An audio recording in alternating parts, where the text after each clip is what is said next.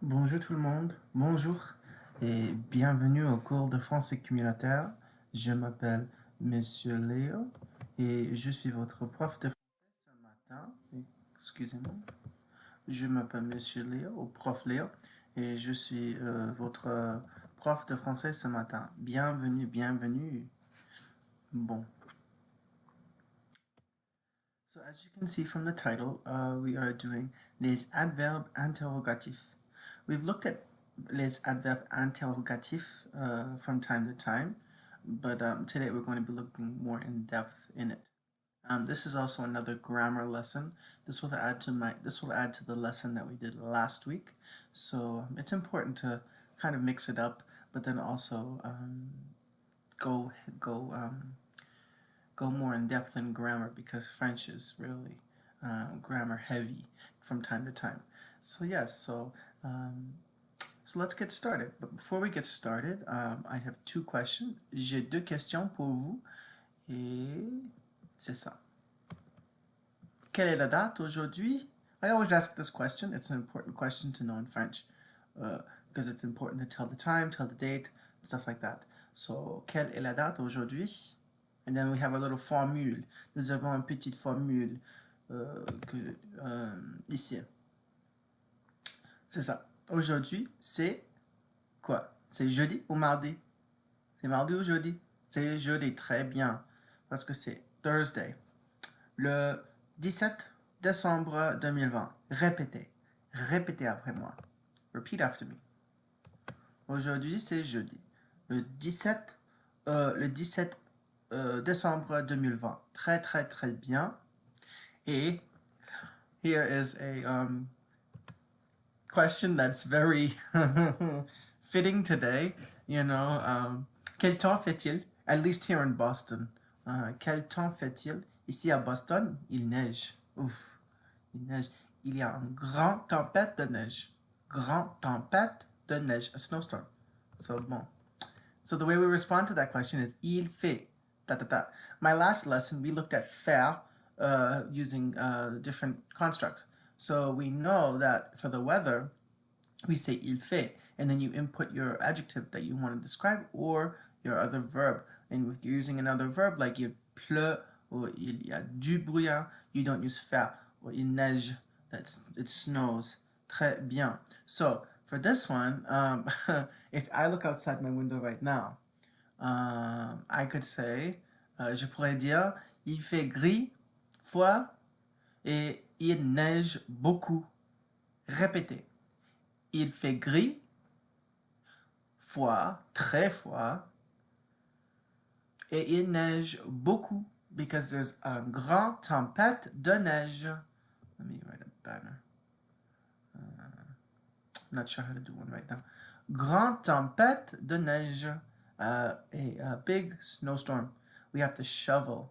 We have to shovel all the snow later, and I'm not looking forward to it. But I have a good car, so I'm kind of lucky. Très bien. Now, let us get started into our lesson ensemble. I'm going to have my little box right here so you can see me talk. Et nous commençons. Très bien.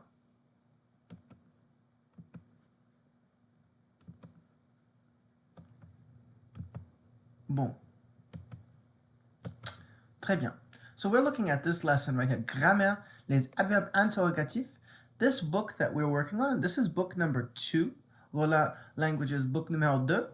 Livre numéro 2. This book is more grammar heavy. Last time we did, last book, we finished book number 1. And that book had a lot of lectures and little exercises.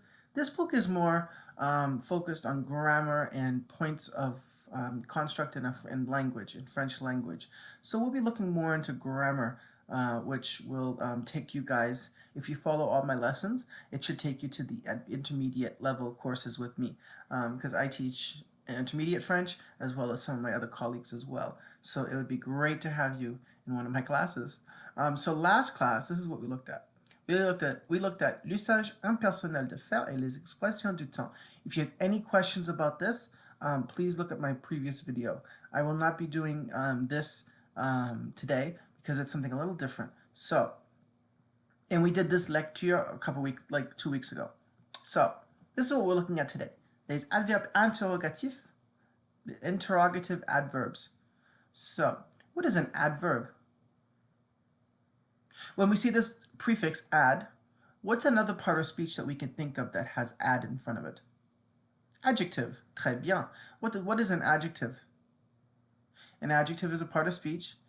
Yes. What does it really do? An adjective describes a noun. So basically, an adverb describes a verb. So, to ask specific questions, you can use the interrogative adverbs in the beginning of the sentence. So interrogative, interrogative, that means to ask questions. To interrogate is the infinitive verb of this construct. So, to ask specific questions, you can use the interrogative adverbs in the beginning of the sentence. They go at the beginning of each sentence, just like in English. When are you going? Where are you going? Why are you going? How much will the jacket cost, for example? So, très bien. So in French, for the first one, they say où. Où. And notice how I'm saying où, not où. U. So it's kind of like a grave. A lot of French speakers, they just say it so fast that it's kind of hard to pronounce. So it's like où versus u. U. U. U. So the U sound is pronounced because we have a grave accent right there. Grave. That turns the stress a little differently in your when you pronounce the word. That means where. Très bien. Quand. When. Comment. How. Combien de. You could also just have combien, but combien de is the most common construct. How much or how many. Pourquoi. Why. There are more, but these are the most common ones. Très bien. If combien is followed by a noun, you must include de. Combien de. Combien de. But it depends. If I want to say, like combien, for example, combien d'argent dépenses-tu?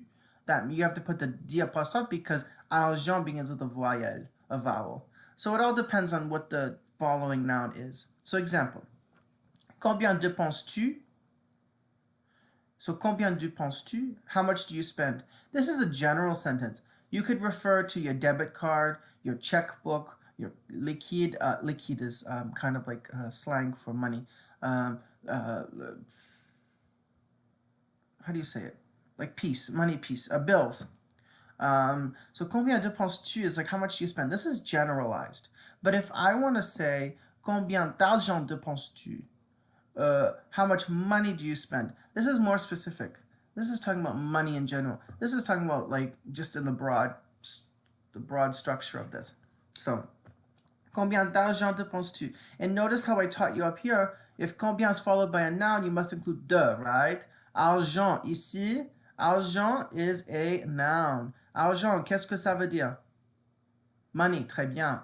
But what? So I taught you that it has to be followed by de. Excusez-moi. That's just my little email. I taught you that it has to be followed by de, right? But why is it followed by des apostrophes? Parce que c'est une voyelle ici. Oui, exactement.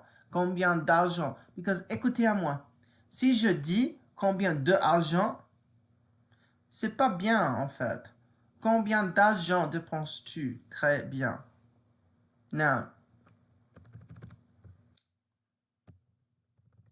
if the subject is a pronoun, so je, tu, il, elle, nous, vous, il, elle, the subject pronouns that we've learned several times conjugating French verbs. If the subject is a pronoun, the interrogative adverb is followed by a simple inversion or by être que in verb order. Now, I taught you that there are three ways to ask questions in French.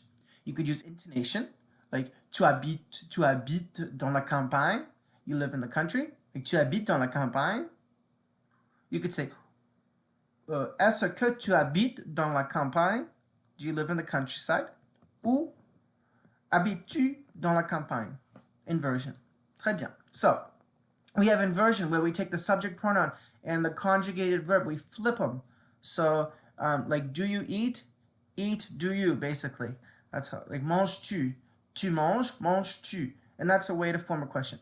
You also have est-ce que. Est-ce que is a very formal way, not a formal, it's a very simple way to form a question. If you're ever in doubt, to form a question, always use est-ce que.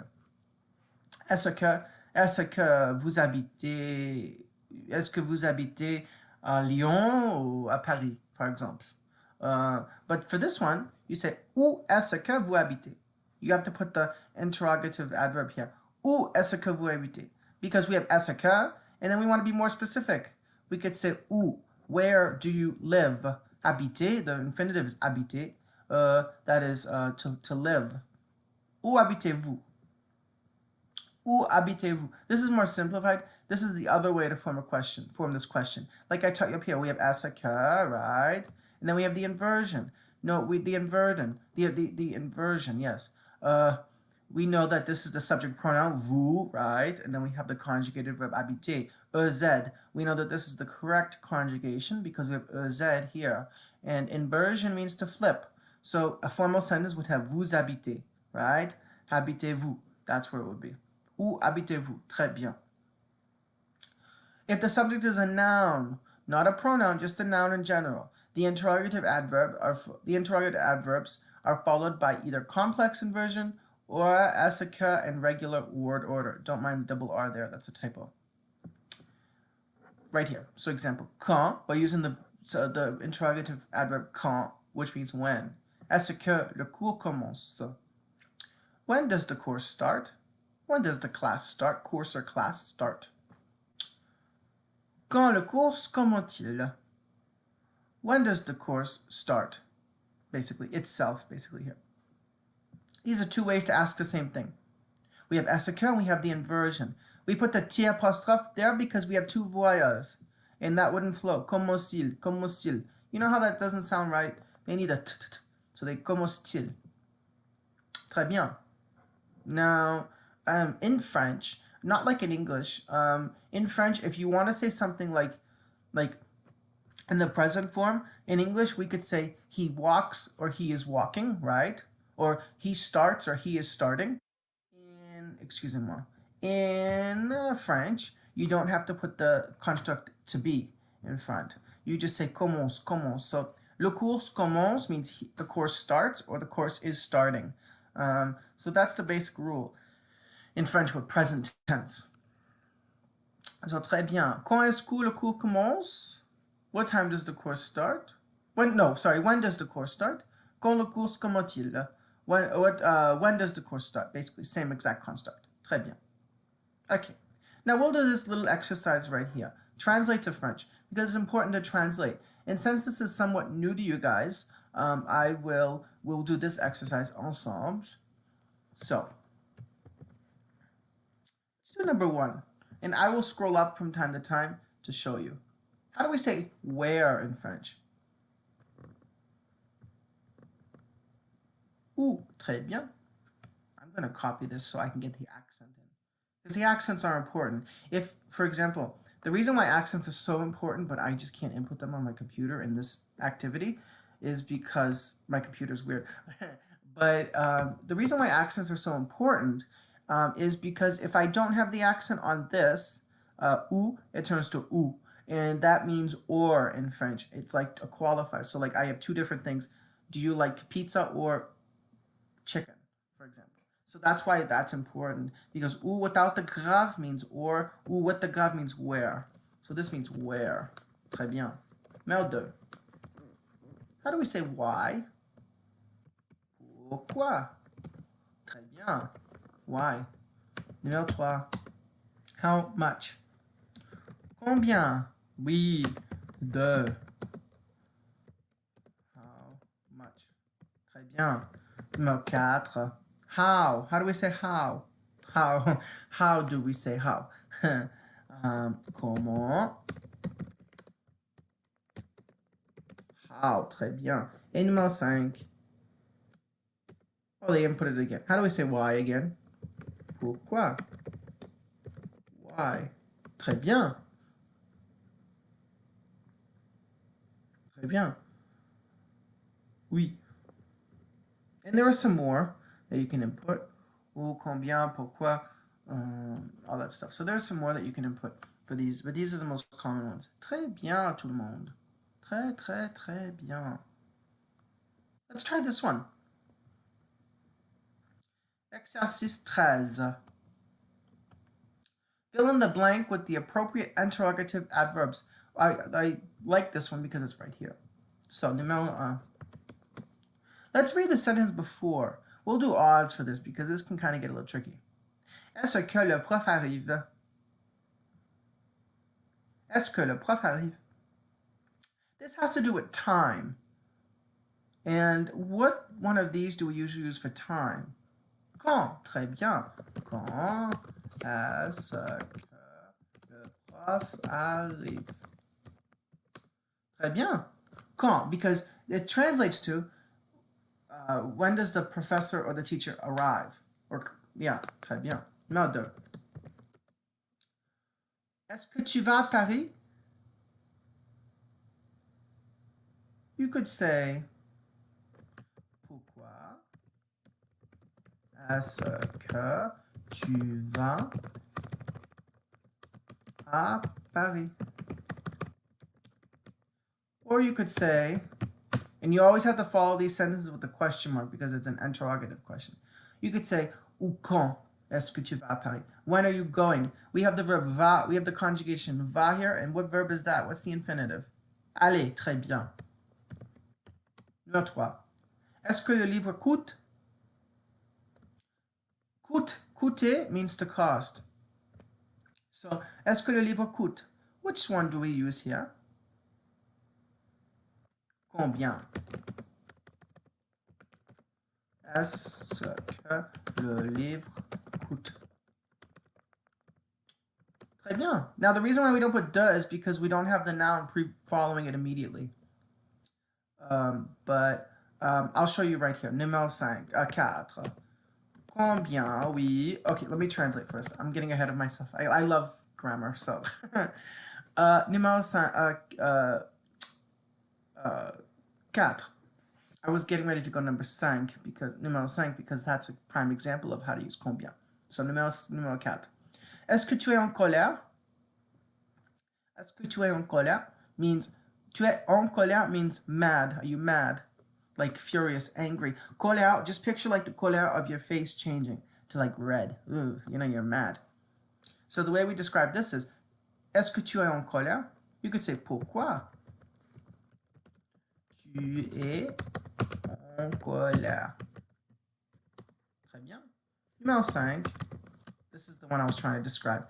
So we have, like I taught you here, combien. If it's followed by a noun, you must include de. So right here, combien, right? De langues parle-t-il?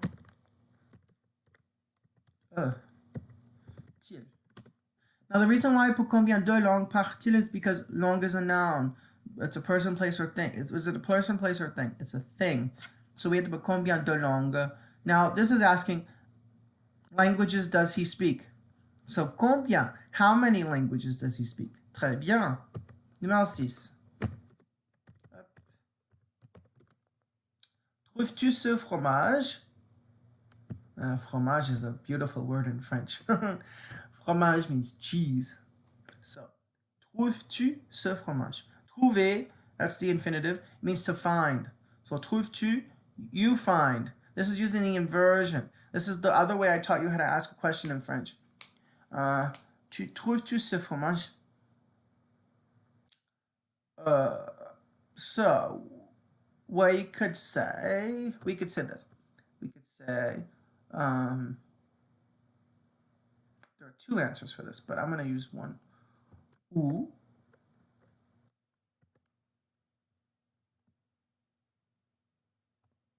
I'm just going to put the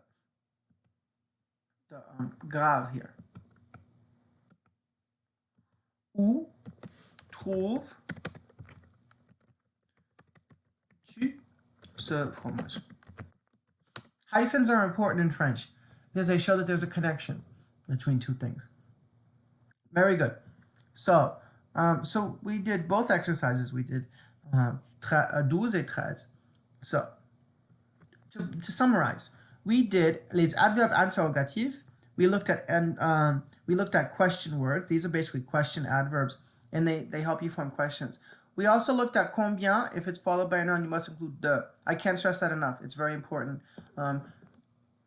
if you have a noun that follows with a vowel, it changes to D apostrophe. Très bien. If the subject is followed by a pronoun, you can invert it or put SK. So inversion meaning flip the subject and the verb around, and that's how you invert it, or putting SK in the regular word order. And then if the subject is followed by a noun, the adverbs are followed by complex inversion or SK. Complex inversion just defines it like this: T hyphen tiré EL. So that's just like complex. So then we also looked at this one where we translated from our mother tongue English to French. We looked at how to say all these words in French. I have them here if you want to take a screenshot. I will also make this into my colleague will make this into a worksheet as well. And we did this exercise together. Fill in the blanks with the appropriate interrogative adverb. So we looked at all of these ones. Quand, pourquoi, combien, pourquoi, combien. You know, it kind of goes quand, pourquoi, où. Très bien, tout le monde. And that's it. That's all I had planned for today. It was kind of a interesting lesson because it helps with learning grammar in general. So I hope that you enjoyed my lesson today, and I hope that you guys stay safe. J'espère que vous restez en sécurité aujourd'hui parce que il neige beaucoup, because it snows a lot today. Et je vous verrai ce jeudi. Et bonne journée à vous. Et si vous avez des questions, n'hésitez pas à me contacter par un commentaire ou sur le site web de Rolla, en fait. Très, très, très bien tout le monde. Et ça, c'est tout pour aujourd'hui. Au revoir.